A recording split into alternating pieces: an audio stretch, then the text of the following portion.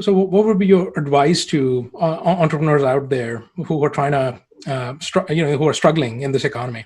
Yeah, I mean, look, number one is all your stakeholders, employees, shareholders, um, vendors, customers, prospects. Be brutally honest, communicate early, communicate often, be authentic, be transparent. Everybody's scared still. Everybody's still trying to figure out how to use the PPP money. Do I spend it now? Do I have to spend it now? Do I worry about, forbearing it or having it forgiven? Or do I, just treat it as a loan? What's better for my business? And really, that's the biggest conversation I've had now that it comes to mind.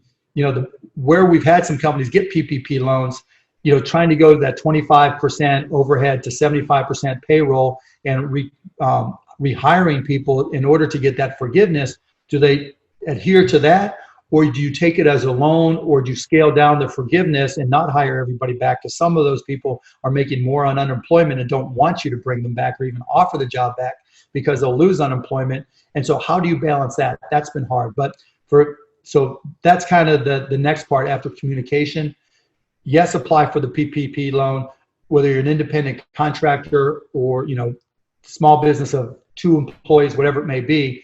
But look to see what's best for your business. Make the decision. Don't run your business to get the reduction in the forgiveness of the loan. Run your business to give yourself an edge.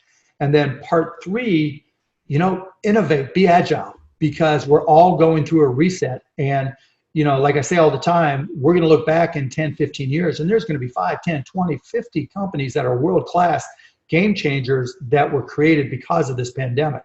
Why can't it be you? Why can't it be your company? Why can't you change the game? Your competitors are struggling as well.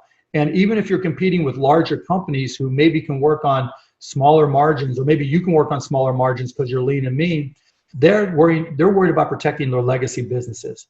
They can't be as agile as a small business can. And that's the other point I'm making. Innovate. And that innovation doesn't have to come from the top. Again, when you're talking to your customers, when you're talking to your employees who may be talking more to your customers, ask them for ideas on how you would do things differently. Because every CEO, every entrepreneur goes through that thought process prior to all this where they say, if I only had the time, I would do A, B, or C.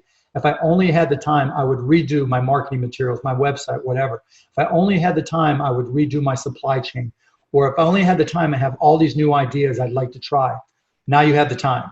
Now's the time to do it. Now's the time to be agile. Now's the time to innovate. One of my favorite sayings is when you run with the elephants, there's the quick and the dead. And now you got to be really, really quick because the elephants can't run at all. They can't dance. And so this is a unique time, a unique opportunity.